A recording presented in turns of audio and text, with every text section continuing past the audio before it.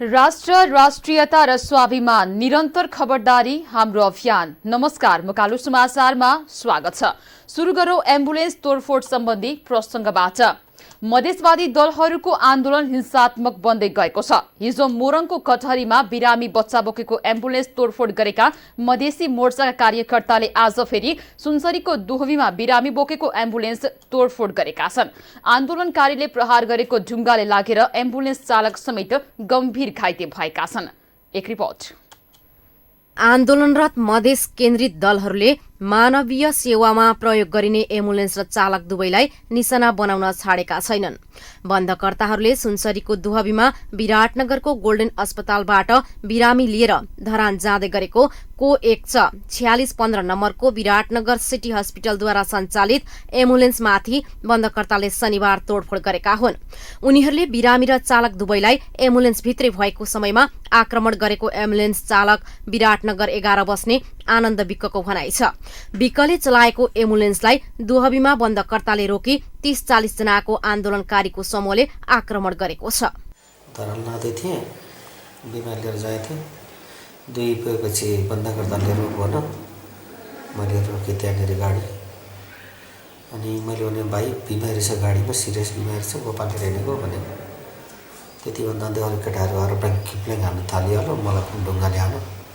मलाई चाहिँ खास गरी तिमीले मार्ने नै गरेर हानेको होला, यहाँ खरबटीमै हानेको छ है। बिमारीलाई पनि चोट लागेको छ। बिमारीलाई चाहिँ दुबीकै हस्पिटलमा भर्ना गरिरहेको छ। विक्कको निधारको दाहिनेपट्टि 2.5 इन्चको गहिरो चोट लागेको छ। आन्दोलनकारीको आक्रमणबाट एम्बुलेन्स चालक विक्क र बिरामी दुवै घाइते भएका छन्। विक्कको विराटनगरको सिटी अस्पतालमा उपचार भइरहेको छ भने घाइते बिरामीको दुहवीकै अस्पतालमा उपचार भइरहेको छ। विक्कको निधारमा गहिरो चोट लागेकाले रक्तस्राव भइरहेको र बाँकी उपचार जारी रहेको उपचारमा संलग्न डाक्टरको भनाइ छ। आँखाको छेउमा कोही 2.5 इन्चको डिप कट रहेछ। त्यहाँबाट ब्लिडिङ भइरहेछ। अहिले आँखामा चाहिँ असर परेको छैन। अहिले जो एकछिनमा हामी चाहिँ स्टिच गर्छौँ। बेडभित्रको इन्जुरी छ छैन अहिलेसम्म थाहा भएको छैन। उहाँले शुक्रबार मात्रै सम्बन्धित निकायमा एम्बुलेन्समाथि बारम्बार भएको तोडफोडको जानकारी गराएकाले सरकार र आन्दोलनरत पक्ष गम्भीर हुन आग्रह गर्नुभयो। सरकार के हेरेर बसिरहेको छ? जब हिजो पनि घटना हुँदा हामीले सिडिओ कार्यालयमा गएर भनेको हामीलाई शान्ति सुरक्षा दिने नदिने भनेर भनेको हिजो पनि, र आज पनि यो घटना हुँदैछ भनेदेखि सरकार के गर्दै बसिरहेछ? अनि बन्धकर्ताले चाहिँ यो आतङ्कवादी भन्दा पनि यो त खतरावादी भइदियो नि त। यो त तपाईँलाई एम्बुलेन्समा त कम्तीमा तपाईँलाई एटेक गर्नु हुँदैन नि। स्वतन्त्र चिज हो।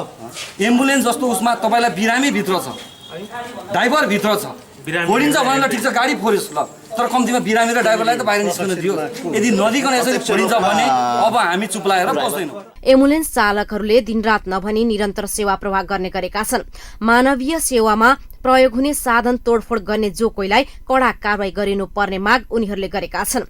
बारम्बार एम्बुलेन्सलाई निशाना बनाएकालाई सुरक्षाको प्रत्याभूति नभए भोलिदेखि एम्बुलेन्स नचलाउने एम्बुलेन्स चालक संघ मोरङका सचिव चन्द्र पराजुलीको भनाइ छ। हिजो जुन घटना घट्यो, आज जुन घटना घटिरहेछ र भोलिको दिनमा यदि मोरङ जिल्लाको स्थानीय प्रशासन, यहाँको प्रहरी प्रशासनले हामीलाई शान्ति सुरक्षा दिँदैन भने भोलिको दिनदेखि अनिश्चितकालसम्म एम्बुलेन्स सेवा हामी पुरै ठप्प गर्नेछौँ। र भोलिको दिनदेखि कुनै पनि चालकले, यहाँको स्थानीय प्रशासनले हामीलाई स्कर्टिङको सुविधासहित एम्बुलेन्समा बिरामीलाई सेवा सुविधाको लागि उहाँहरू प्रस्तुत नहुनुभएको खण्डमा हामी चाहिँ एम्बुलेन्स चलाउन भोलिको दिनदेखि हामीले एम्बुलेन्स सेवा यहाँ अनिश्चितकालको लागि हामी रोक्दैछौँ। यसअघि पनि रङ्गेली सड़क खण्डमा एम्बुलेन्समाथि आन्दोलनकारीले तोडफोड गरेका थिए भने शुक्रबार मात्रै मोरङको कटहरीमा बिरामीलाई ओर्लन नदी एम्बुलेन्समाथि तोडफोड गरिएको थियो। एम्बुलेन्स जस्तो मानवीय सेवामा प्रयोग हुने साधन र चालकलाई निशाना बनाउनु मानवता विरुद्धको कार्य हो। यस्ता अमानवीय कार्य गर्ने जो कोहीलाई तुरुन्त पक्राउ गरी कड़ा कारवाही गर्नु जरुरी छ। मकालु समाचारका लागि सुशीला पाठक, विराटनगर। यसैबीच मधेस आन्दोलनका कारण असुरक्षा बढेको भन्दै एम्बुलेन्स चलाउन समस्या भएको जनकपुरका एम्बुलेन्स चालकहरूले गुनासो गरेका छन्। उनीहरूले मधेस आन्दोलनका कारण असुरक्षा बढेकाले एम्बुलेन्स चलाउन नसक्ने अवस्थामा पुगेको बताएका छन्। एम्बुलेन्स चालकहरूले आज स्थानीय प्रशासनको ध्यानाकर्षण समेत गराएका छन्। एम्बुलेन्स सञ्चालन गर्दा तोडफोड र आगजनीको त्रास देखिएको एम्बुलेन्स चालक सुजित कुमार पूर्वेले बताउनुभयो। तराई मधेसका विभिन्न जिल्लामा आन्दोलनकारीले एम्बुलेन्सलाई समेत आक्रमणको निशाना बनाउन थालेपछि एम्बुलेन्स चालकहरू त्रसित भएका छन्। मोरङ र सुनसरीलाई टुक्र्याएर 2 नम्बर प्रदेशमा गाभ्ने षड्यन्त्र भएको भन्दै सुनसरीको दोहबीमा नागरिक समाजको अगुवाईमा प्रदर्शन गरिएको छ। नागरिक समाजको प्रदर्शनका क्रममा तनावको अवस्था समेत सृजना भएको छ। गाउँ गाउँबाट हात हातमा राष्ट्रिय झण्डा बोकेर हजारौंको संख्यामा भेला भएका स्थानीय बासिन्दाले सुनसरीको दोहबी बजार परिक्रमा गर्दै चर्का नाराबाजीका साथ प्रदर्शन गरेका हुन्।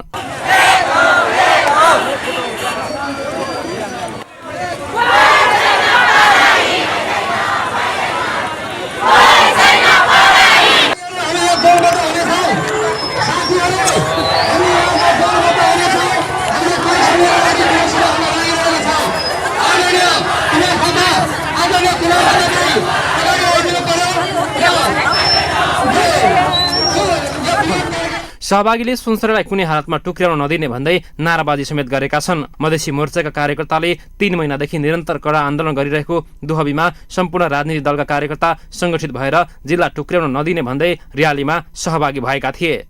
नागरिक समाजको अगुवाईमा जिल्ला नटुक्र्याउन माग गर्दै प्रदर्शन भइरहँदा सुनसरी, झापा र मोरङलाई मधेस प्रदेशमा मिसाउनु पर्ने माग गर्दै आन्दोलनरत मधेसी मोर्चाका आन्दोलनकारी भने दुहबी चोकमा पाल टाँगेको स्थानमा बसेर रमिता हेरिरहेका थिए। र्यालीपछि आयोजित कोण सभामा बोल्दै एमाले सुनसरीका कार्यवाहक अध्यक्ष द्वारिकलाल चौधरी, नेपाली कांग्रेसका मेहदी हुसेन, अशोक केसी, मधेसी जनाधिकार फोरम लोकतान्त्रिकका कुमार थापा, नागरिक समाजका अध्यक्ष अब्दुल मिया लगायतले जिल्ला टुक्र्याउने निर्णय विरुद्ध आन्दोलनको आँधीबेहरी सिर्जना गर्ने उद्घोष गरेका छन्। विद्वान हुनुहुन्छ, राष्ट्रवादी हुनुहुन्छ, तर मधेसीको माग सम्बोधन गर्ने नाममा सुनसरीलाई दाउमा नलगाइयोस्, सुनसरीलाई दाउमा नलगाइयोस्। यदि त्यसो भयो भने आज नागरिक समाजले यसको विरुद्धमा उत्रिएका छन्। आवश्यक पर्यो भने नेकपा एमाले त्यो आन्दोलनको नेतृत्व गर्न तयार छ। आएको दिन हामीहरू खुसियाली मनाउन यस्तै रोडमा उत्रेको थिए। हामीहरू पनि जम्मा कसेर त्यो दिनको सम्झना गरेर तयार भएर आज हामी सडकमा आएको छु। तर हामीहरूले त्यो आन्दोलनकारीको प्रतिकार गर्ने होइन। हामी आफ्नो सुनसरी जिल्ला मोरङ, झापा, सुनसरीलाई काटेर जस्तो 2 नम्बरमा प्रदेशमा गाँसिन्छ त्यसको विरोधको लागि सडकमा उत्रेको छु।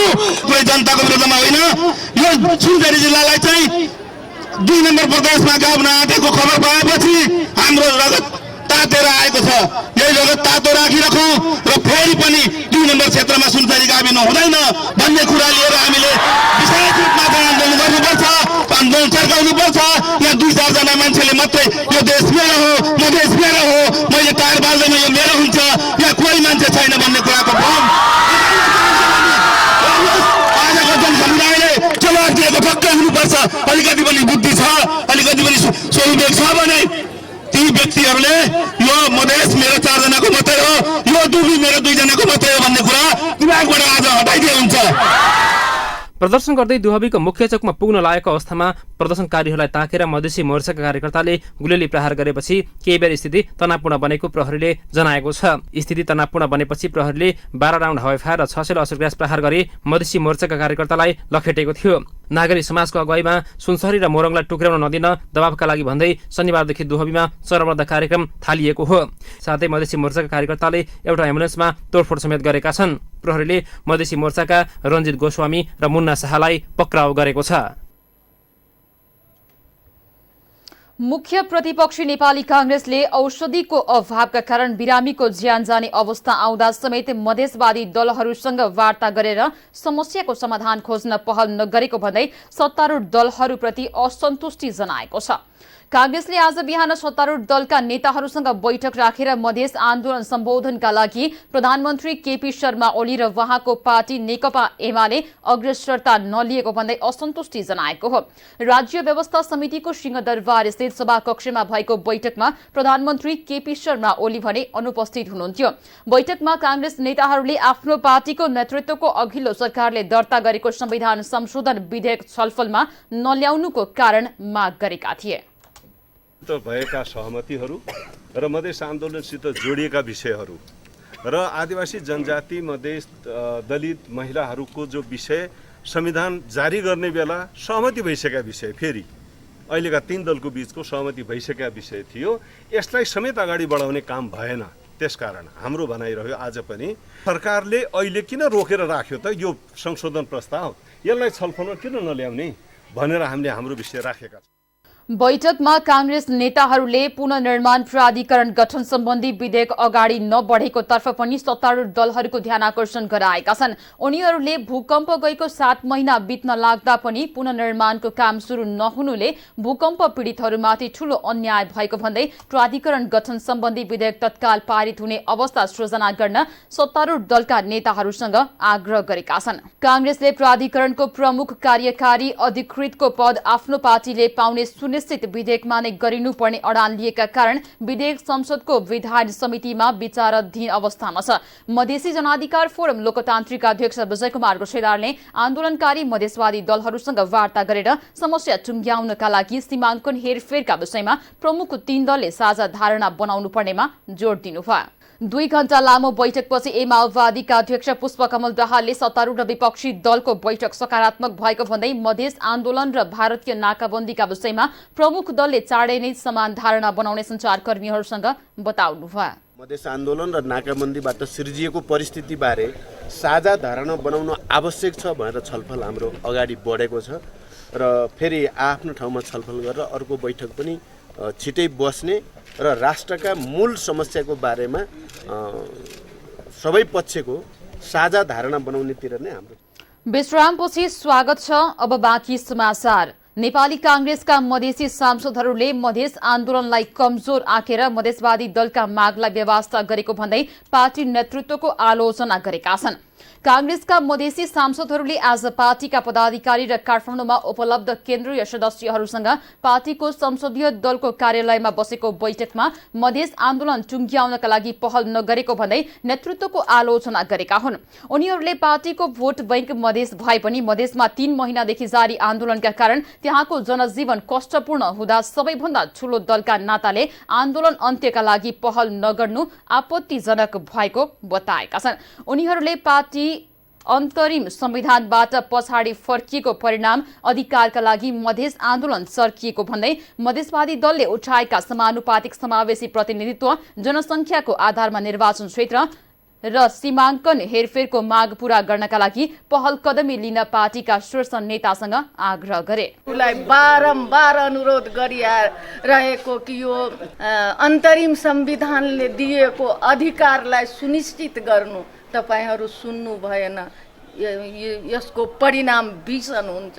यसलाई सानो कुरा नसोच्नु। कांग्रेसका मधेसी सांसदहरूले मधेस आन्दोलनका कारण आफूहरू जिल्ला जान नसकेको र त्यसबाट समग्र मधेसमा पार्टीको अवस्था कमजोर बन्दै गएको बताएका छन्। उनीहरूले ठूलो पार्टी भएर पनि मधेस आन्दोलन सम्बोधनका लागि पहल नगरेको भन्दै पार्टीकै कार्यकर्ताले औला छड्याउन थालेको गुनासो समेत गरेका छन्। करिब 2 घण्टा लामो बैठकमा उनीहरूले आफूहरूलाई जिल्ला गएर कार्यकर्ताहरूका पीरमर्का सुन्ने वातावरण बनाउनका लागि पहल गर्न नेतृत्वको ध्यानाकर्षण गराएका छन्।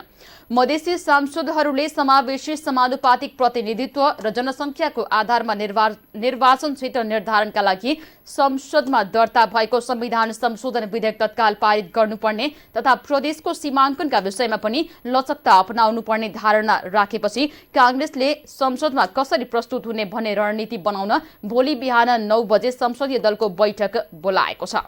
हिजो दिउँसो प्रहरीले पक्राउ गरेका आफ्ना नेता तथा कार्यकर्तालाई रिहा गर्न माग गर्दै मधेसी मोर्चा कार्यकर्ताहरूले आज जिल्ला प्रहरी कार्यालय मोरङ अगाडि प्रदर्शन गरेका छन्।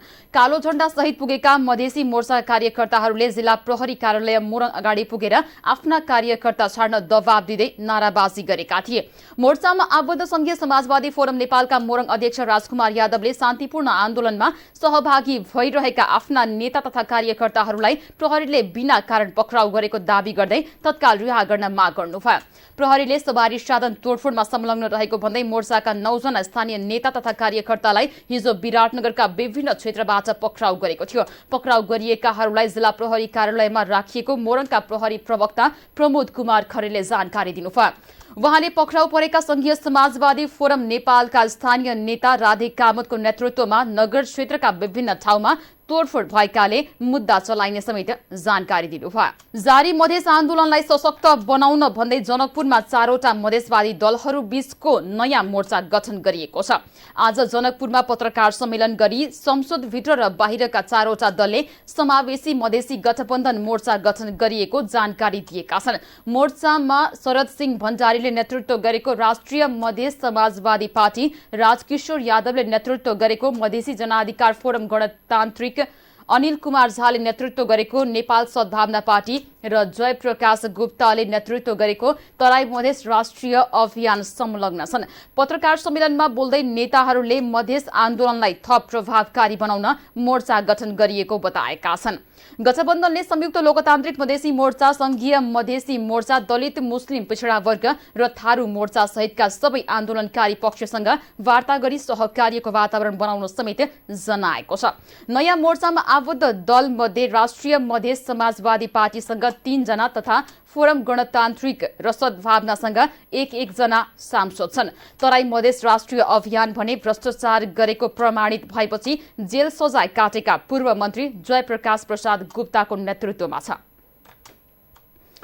पूर्व प्रधानमन्त्री डाक्टर बाबुराम भट्टराईले आफूले गठन गर्न लागेको नयाँ शक्ति र भारतीय नाकाबन्दीको कुनै साइनो नरहेको बताउनु भएको छ। पूर्व प्रधानमन्त्री डाक्टर भट्टराईले पार्टी छाड्ने जनाउ दिएका माओवादी नेताहरू देवेन्द्र पौडेल, हिसिला यामी, खिमलाल देवकोटा लगायतलाई साथै राखेर आज काठमाडौँमा पत्रकार सम्मेलन गरी आफूले 1.5 वर्ष पहिलेदेखि नै नयाँ शक्ति गठनको कुरा गरेको भन्दै आफूले गठन गर्न लागेको नयाँ शक्तिलाई भारतीय नाकाबन्दीसँग जोड्नु आपत्तिजनक भएको बताउनुभयो। र चाहिँ फेरि भारतले चाहिँ नाकाबन्दी पनि गरेको बेला छोड्यो भन्न अब यो त कस्तो जस्तो लाग्यो तपाईँले अन्यथा नमान्नु होला। यो त के भयो भने हाम्रो बच्चा जन्मिँदा बेलाखेरि छिमेकीसँग झगडा पर्छ कहिलेकाहीँ, छिमेकीसँग झगडा पर्यातिर घरमा बच्चा जन्मियो भने अनि यो छिमेकीको बच्चा हो, छिमेकीले जमाइ दिएको बच्चा हो भन्नु मिल्छ? त्यस्तो आरोप लगाउनु मिल्छ? नयाँ शक्तिको कुरा मैले गत 1.5 वर्षदेखि गर्दै आएको छु। संविधान सभाबाट संविधान बनेपछि एउटा युग पुरा हुन्छ, राजनीतिक परिवर्तनको युग पुरा हुन्छ, त्यसपछि हामी एउटा आर्थिक विकास र समृद्धिको नयाँ युगमा प्रवेश गर्छौँ। पूर्व प्रधानमन्त्री भट्टराईले आफूले गठन गर्न लागेको नयाँ शक्ति पूर्ण रूपमा राजनैतिक दल हुने तर कांग्रेस वा कम्युनिस्ट जस्तो कुनै वादमा आधारित नहुने बताउनुभयो। उहाँले मुलुकको आर्थिक विकास र समृद्धिको लक्ष्य सहित गठन हुने नयाँ शक्तिमा फौजी र पूर्णकालीन कार्यकर्ता नहुने पनि बताउनुभयो। उहाँले नयाँ शक्ति तत्काल गठन नहुने भन्दै विभिन्न दलका नेता, स्वतन्त्र नागरिक, पार्टी परित्याग गरेर बसेका राजनीतिक कर्मी र विभिन्न पेसाकर्मीसँग केही महिना छलफल गरिसकेपछि मात्र नयाँ शक्ति घोषणा गर्ने बताउनुभयो। पूर्व प्रधानमन्त्री डाक्टर भट्टराईले प्रधानमन्त्री केपी शर्मा ओली र अन्य केही नेताको हटका कारण मधेसवादी दलसँगको वार्ता परिणाममुखी हुन नसकेको भन्दै मधेस आन्दोलन टुङ्ग्याउनका लागि सरकार लचिलो हुनुको विकल्प नरहेको बताउनुभयो। प्रधानमन्त्री केपी शर्मा ओलीले भारतको घोषित नाकाबन्दीपछि इन्धनको अभावमा गन्तव्यमा पुग्न कठिनाई झेल्दै आएका आम सर्वसाधारणले केही महिनापछि उपत्यकामा सजिलै सवारी साधनमा ओहोरदोहोर गर्न पाउने बताउनु भएको छ। प्रधानमन्त्री ओलीले आफूले 2-4 महिनाभित्रै काठमाडौँ उपत्यकामा विद्युतीय सवारी साधनको व्यवस्था गर्ने बताउनुभयो। प्रधानमन्त्री ओलीले आज बिहान बालुवाटार स्थित आफ्नै निवासमा कलाकारहरूको टोली सामु इन्धनको अभावमा उपभोक्ताहरूले अहिले जस्तो समस्या झेल्नु नपरोस् भनेर आफूले उपत्यकामा पर्याप्त संख्यामा विद्युतीय सार्वजनिक बस र कार सञ्चालनमा ल्याउन लागेको भन्दै बढीमा 5 महिना कुर्न आग्रह गर्नुभयो। केही महिनाभित्र इलेक्ट्रिक कारहरू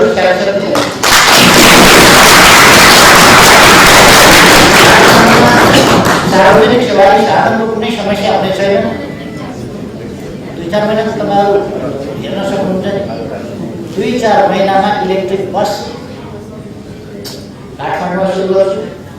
अब यसो गर्दाखेरि हाम्रो क्या हो हामीले हाम्रो समस्या गराएको प्रधानमन्त्री ओलीले पोखरा, विराटनगर, हेटौडा, नेपालगञ्ज लगायतका शहरमा समेत विद्युतीय बस सञ्चालनमा ल्याउने बताउनुभयो। उहाँले आफूले सस्तो लोकप्रियताका लागि नभई काम गरेरै देखाउन विद्युतीय बस सेवा सञ्चालन र 1 वर्षभित्र लोडसेडिङ अन्त्य गर्ने कुरा गरेको बताउनुभयो।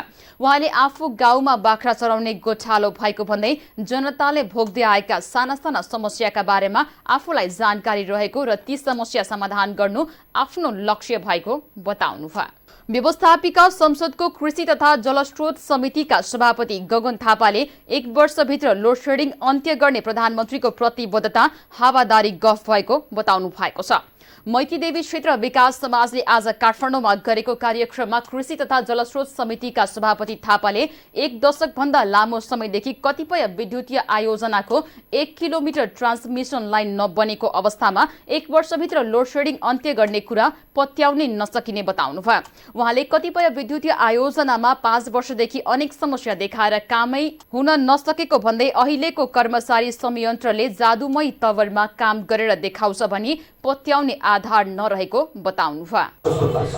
किन म त्यस सिस्टमभित्र बसेर काम गरेको हुनाले गर्दा 12 वर्षदेखि एउटा ट्रान्समिसन लाइनको 1 किलोमिटर बनेको छैन कतिपय ठाउँमा।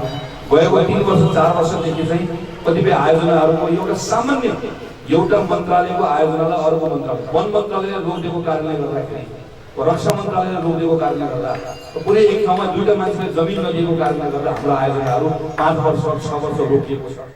कृषि तथा जलस्रोत समितिका सभापति थापाले प्रदेशको सीमाङ्कनलाई प्रमुख दलका केही नेताहरूले सम्पत्ति बाँडफाँड गरे जस्तो गरेको परिणाम मधेसका जिल्ला 3 महिनादेखि ठप्प भएको बताउनुभयो।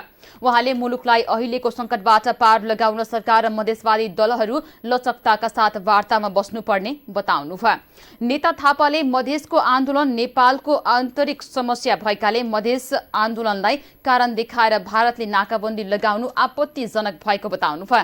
उहाँले अन्य विषयमा मतभेद भए पनि भारतीय नाकाबन्दीको विरोधमा सबै राजनीतिक दलहरू एक ठाउँमा उभिनुपर्ने बताउनुभयो। पूर्व अर्थमन्त्री डाक्टर शंकर प्रसाद कोइरालाले नेपाल र भारत सरकार बीच सम्बन्ध चिसिएको भए पनि दुई देशका नागरिक बीच सुमधुर सम्बन्ध रहेको बताउनु भएको छ।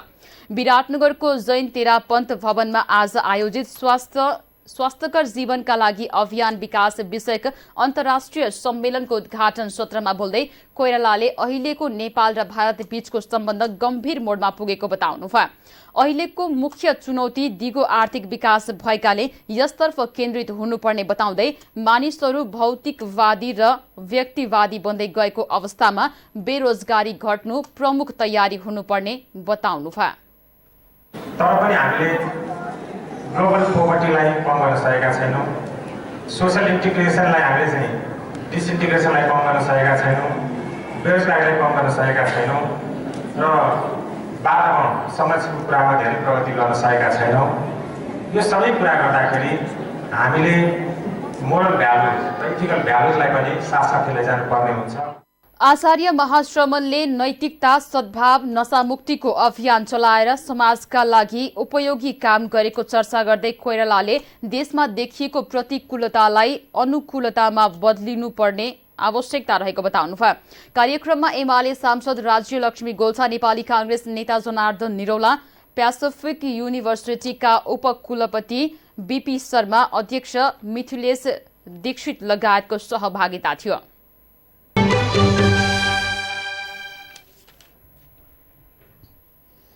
विश्रामपछि स्वागत छ। अब बाँकी समाचार। सुनसरीको इटहरीमा यौन धन्दा मौलाउँदै गएपछि सर्च अपरेसन सुरु गरेको प्रहरीले इटहरीमा यौन क्रियाकलाप सञ्चालन गर्नका लागि भारतीय गिरोह नै सक्रिय रहेको तथ्य फेला परेको छ।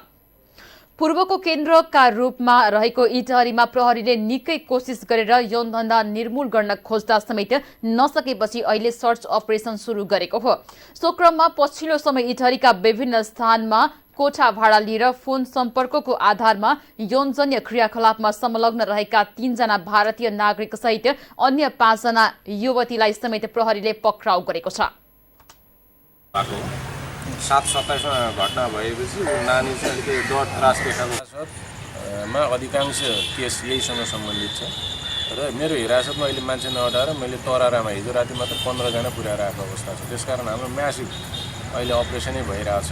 हामीले गुप्त रूपमा धेरै कामहरू गरिरहेछौँ र अब यो विशेष गरी बजारमै एभाइलेबिलिटी चाहिँ अलिकति कम भएको छ खुल्ला रूपमा। तर यसरी हाइड आउट बनाएर यिनीहरूले काम गर्छ भन्ने थाहा पाइसकेपछि अहिले त्यो ग्रुपको पनि हामी खोजी गर्दैछौँ। सर्च अपरेसनका क्रममा इटहरी उपमहानगरपालिकाकै छेउमा रहेको कुमारी गेस्ट हाउसबाट उनीहरूलाई पक्राउ गरिएको प्रहरीको भनाइ छ। इटहरी स्थित बस पार्कका होटल तथा लजहरूमा प्रहरीको नियमित सर्च गर्न थालेपछि सो गिरोहले प्रहरी बजारका ठूला गेस्ट हाउसहरूमा फोन सम्पर्क गरेर विभिन्न जिल्लाका युवतीहरूलाई बोलाउने गरेको प्रहरीको भनाइ छ।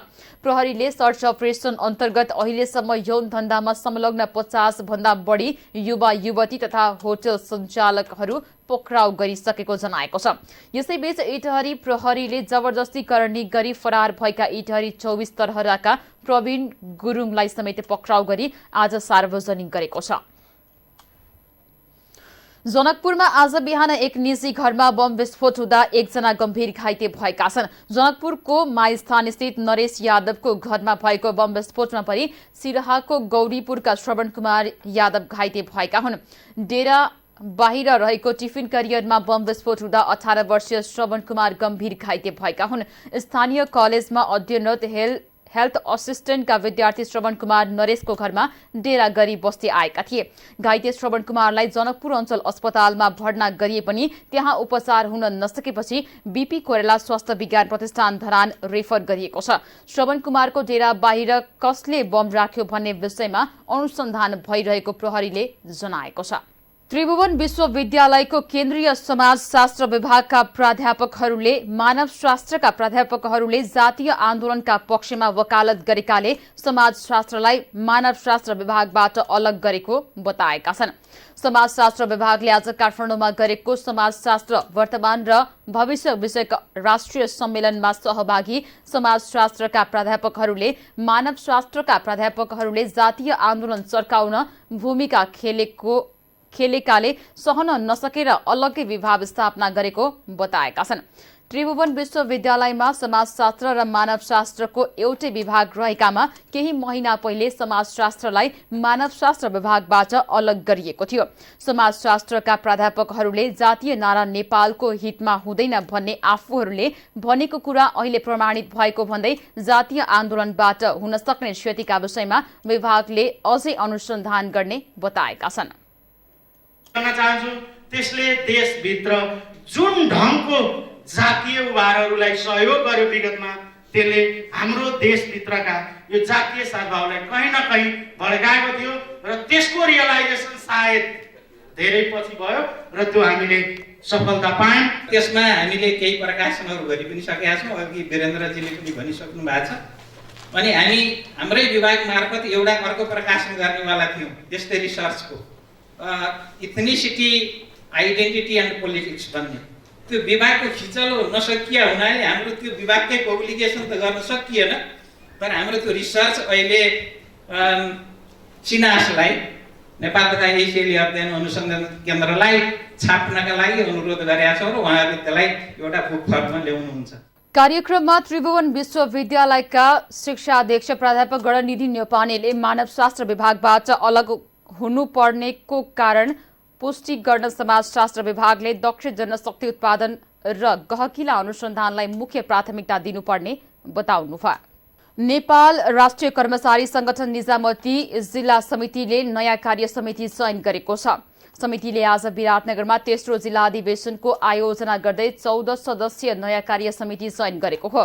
नयाँ कार्य समितिको अध्यक्षतामा गोपाल प्रसाद आचार्य निर्वाचित हुनुभएको छ। त्यस्तै प्रथम उपाध्यक्षमा नारायण यादव, द्वितीय उपाध्यक्षमा राम बहादुर शाह, सचिवमा रेवती ढुङ्गाना, सहसचिवमा विनोद कुमार श्रेष्ठ र कोषाध्यक्षमा मातृका सापागाई चयन हुनु भएको छ।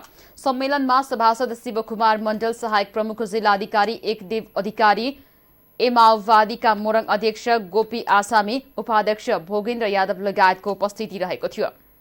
आदर्श टोल विकास संस्थाले आज विराटनगरमा दोस्रो साधारण सभा विविध कार्यक्रम गरी सम्पन्न गरेको छ। दोस्रो वार्षिक साधारण सभाको अवसरमा ज्येष्ठ नागरिक 80 वर्षीय लक्ष्मीदेवी पोखरेल र 73 वर्षीय गणेश प्रसाद पोखरेललाई सम्मान गरिएको छ।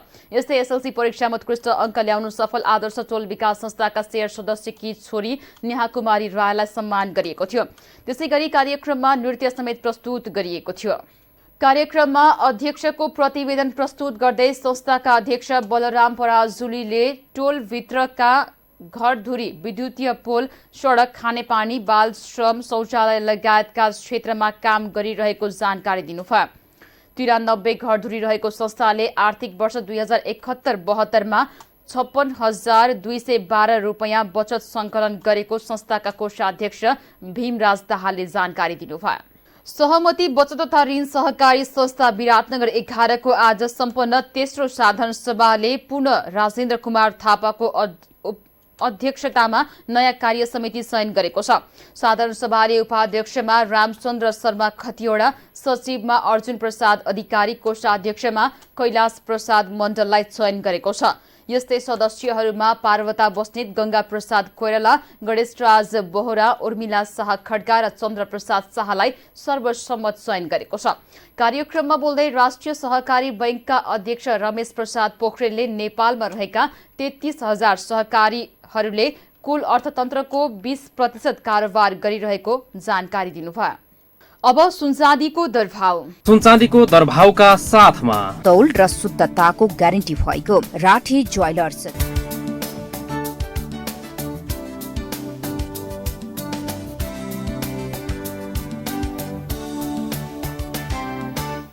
पूर्वाञ्चलमा आज सुनचाँदीको दरभाव यस प्रकार रह्यो। छापावाल सुन प्रति तोला 49,000, तेजाबी सुन प्रति तोला 48,800 र असली चाँदी प्रति तोला 685 रुपैयाँ। अन्त्यमा मुख्य समाचार पुनः एकपटक।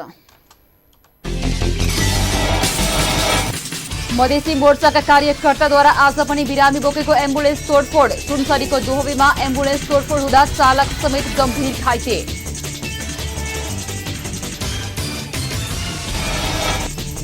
मोरङ र सुनसरीलाई 2 नम्बर प्रदेशमा गाभ्ने षड्यन्त्र विरुद्ध सुनसरीको दोहोबीमा बृहत प्रदर्शन। जिल्ला टुक्राइए आन्दोलनको आदि बेहोरे सृजना गर्ने उद्घोष।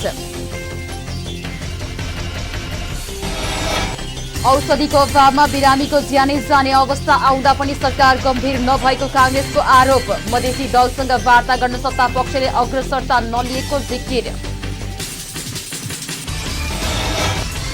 केही महिनाभित्रै काठमाडौँमा विद्युतीय सवारीको व्यवस्था गर्ने प्रधानमन्त्रीको भनाई। 1 वर्षभित्र लोडसेडिङ अन्त्य गर्ने प्रधानमन्त्रीको प्रतिबद्धता हावादारी भएको गगन थापाको दावी। र इटहरीमा यौनधन्दा सञ्चालनमा भारतीय गिरोह सक्रिय रहेको तथ्य फेला। यौनधन्दामा संलग्न 50 भन्दा बढीलाई पक्राउ गरेको प्रहरीको भनाई।